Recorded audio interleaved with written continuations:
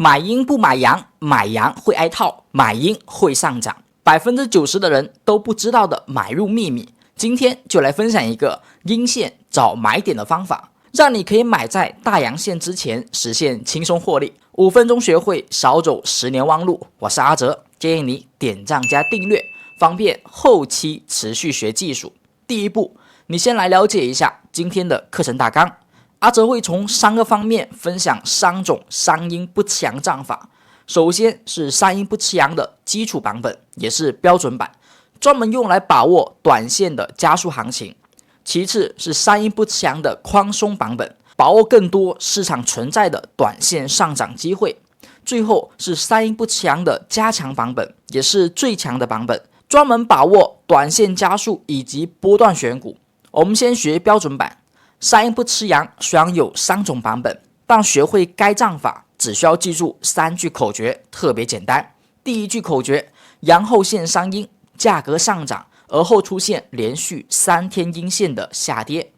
第二句口诀：不破阳最低，价格虽然3天下跌，但是却没能跌破最后一根阳线的最低价格，说明多方势力是远强于空方的。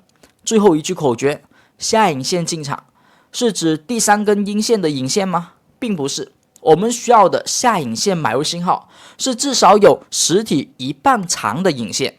再等待1天吧，在不跌破阳线最低价的前提下，出现了这样一根 K 线，它的下影线至少有实体1半长，尾盘买入，以阳线最低价止损，以小博大，把握短线加速行情。为什么一定要等待这种 K 线才能买入呀？如果你学过阿哲讲过的金针探底，就肯定明白了，这是一个弱化版本的买入信号。如果再添加以下2个条件，成功率会更高哦。一个是价格最好是在上涨阶段，至少不能是下降趋势中出现。像这只个股前方出现了标准的 N 字形上涨结构，脱离了前期短线的下跌走势，而后才出现三阴不吃阳。阳线的最低价格支撑位又刚好和前期高点重合，所以效果倍增。最后就是阳线的挑选，阳线最好是大阳线。给你一个选择题，假如我们需要一根大阳线，那它应该涨幅达到多少才合格？是 1%、3%， 还是 5% 或者 7%？ 评论区留下你的答案，阿哲后续会统一回复。接下来我们来学习宽松版。你可以发现图板中出现了2次上涨，而后也都是3天的调整，但符合标准的三阴不吃阳吗？很明显不是吧，都跌破了最后阳线的最低价，肯定不符合第2句口诀。而这就是我们学习宽松版的目的了，寻找更多市场可以把握的机会。而标准版三阴不吃阳呢，相对比较少见。在宽松版中，我们可以将前期上涨时最多3连阳合并为一根大阳线看待，这就是连阳对连阴模型，并且要求3连阳不能都为大阳线哦。像前期这种拉升动作加速的3连阳就明显不行。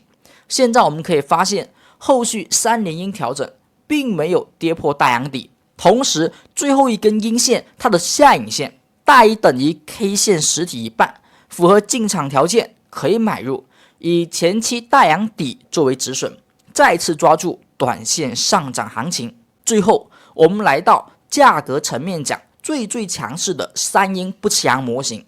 3句口诀是不变的，但很奇怪的是，这3天的阴线下跌，它并没有构成标准版三阴不吃阳，因为明显跌破了阳最低。而且它也不是宽松版，因为前面的上涨有明显加速，不能合并。那它究竟有什么特殊的地方呢？其实这种 K 线痕迹就是最强的多方表现，我们将它称为跳空缺口。如果你挑选的阳线它是向上跳空缺口后形成的，可以默认为强势大阳。同时大阳底不再是 K 线的最低价格，而是缺口的下沿，下影线进场，往往更为强势的短线机会就来了，真正实现买在上涨前伏击拉升行情。